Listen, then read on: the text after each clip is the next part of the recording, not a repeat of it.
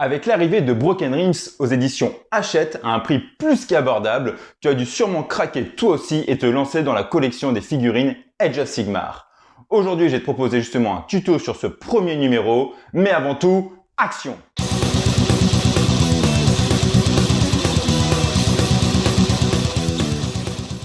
Bienvenue sur The Minis Factory pour ta dose de wargame autour de l'univers Age of Sigmar. Aujourd'hui, je vais donc te montrer comment peindre un Shenrasp, une unité de base de l'armée des Nighthaunt. Pour cela, on va utiliser une seule technique, la dilution de peinture. Donc tu verras, on va tout simplement appliquer des couches de base, donc des peintures faiblement diluées, et après on rajoutera des jus, c'est-à-dire des peintures fortement diluées pour venir teinter ces couches de base. Donc rien de compliqué, un tuto facile de compréhension et facile à refaire chez toi et tu pourras donc donner très simplement un côté éthéré à ton fantôme. Allez, je te laisse avec ce tuto, c'est parti! Alors j'ai tout d'abord passé une couche de base en grey cire, c'est un gris très clair qui sera essentiel pour travailler les blancs. Donc si vous voulez toujours travailler des blancs, partez d'abord sur un gris très clair en couche de base. Aujourd'hui, on va travailler avec notamment des peintures très liquides, donc il faudra bien laisser sécher entre chaque étape. Et là, on va commencer par appliquer du Ultuan Grey sur notre figurine et notamment sur la partie donc du bas de la robe de ce fantôme, ainsi que les bras et les mains pour lui donner une teinte très blanche et donc avoir vraiment un côté esprit et éthéré. Donc vous en mettez partout et vous passez 2 couches pour avoir un rendu parfait. J'applique ensuite une couche de Rhinox Hide sur le socle pour pouvoir avoir une couche de marron qui servira pour travailler ensuite le socle avec le Technical qu'on appliquera dessus. On va donc maintenant commencer à teinter la partie fantomatique avec du Nihilakh Oxide que j'ai fortement dilué avec beaucoup d'eau. Donc en gros à peu près 2 quantités d'eau pour une quantité de Nihilakh pour avoir quelque chose de très fluide et assez transparent. On va en mettre partout sur l'ensemble de la robe, les bras et la tête pour apporter une légère teinte un peu bleutée, vert comme ceci à notre figurine. En attendant que notre couche précédente sèche, on va maintenant colorer la partie de la cape de ce fantôme avec du Nighthaunt Gloom. Donc c'est une peinture qui est très liquide, donc attention lors de l'application pour ne pas déborder sur ce que vous avez fait avant, mais par contre vu qu'elle est très liquide, elle sera quand même facile à appliquer.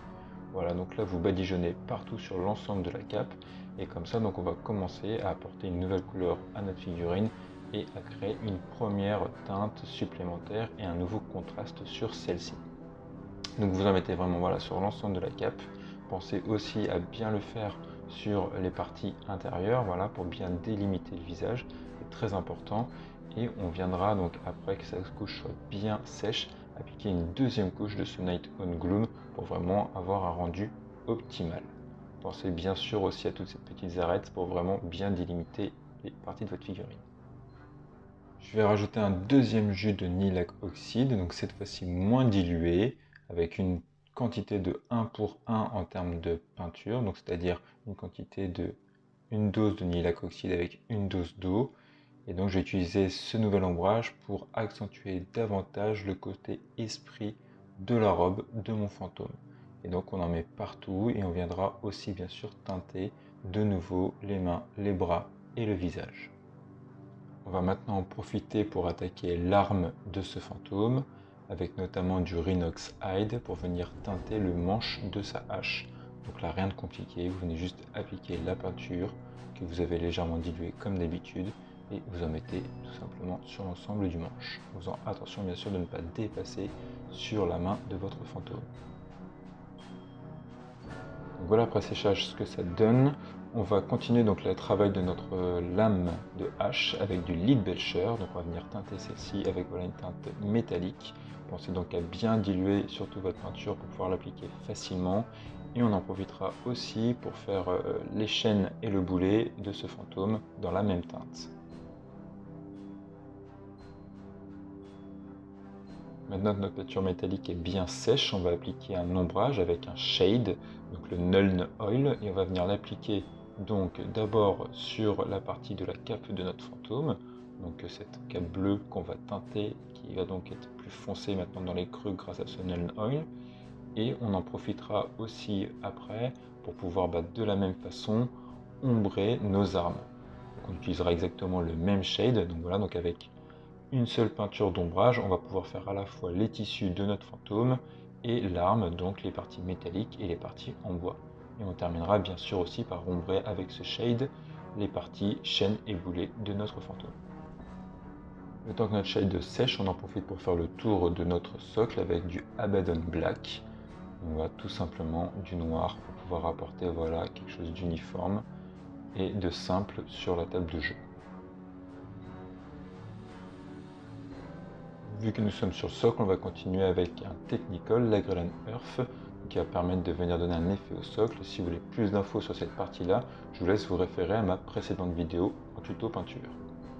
Voici donc le résultat après le séchage de notre Technical au niveau du socle. On va venir maintenant ombrer davantage nos armes, donner un peu plus de profondeur avec du Rhinox Hide. Donc pour ça, on dilue bien notre peinture, comme le Nihilakh Oxide tout à l'heure, et on va venir appliquer ce Rhinox Hide dans l'ensemble de nos parties métalliques, voilà, pour donner vraiment un effet usé. L'idée c'est de faire comprendre quand on regarde cette figurine qu'elle sort vraiment des sous-mondes et qu'elle revient de très très loin, et donc tout ce qui est métallique a vraiment eu le temps de s'user. Et puis on va profiter de ce Rhinox Hide pour aussi l'appliquer sur notre socle. Cette fois-ci on va utiliser un pinceau shade pour bien le mettre sur l'ensemble du socle.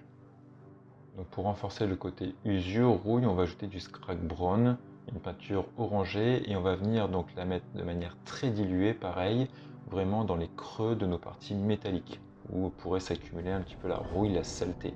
Voilà, donc pour pouvoir donner encore plus de profondeur à nos armes, et c'est ce qui va apporter un peu de contraste aussi à notre figurine.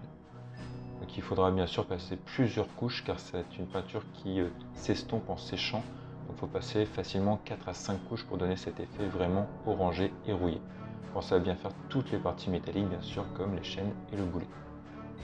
Pour terminer la figurine, on va utiliser du Ultuan Grey pour vraiment renforcer le côté blanc et donc fantomatique de celle-ci, en venant appuyer sur l'ensemble des arêtes et des extrémités des parties fantomatiques. L'avantage de ces figurines-là, c'est que les arêtes ressortent assez facilement, donc il sera facile de trouver les points de lumière et donc de pouvoir éclaircir ces derniers avec l'Ultuan Grey. Vous allez le faire sur l'ensemble de la figurine, et notamment sur toute cette robe fantomatique, et en allant chercher l'ensemble des arêtes.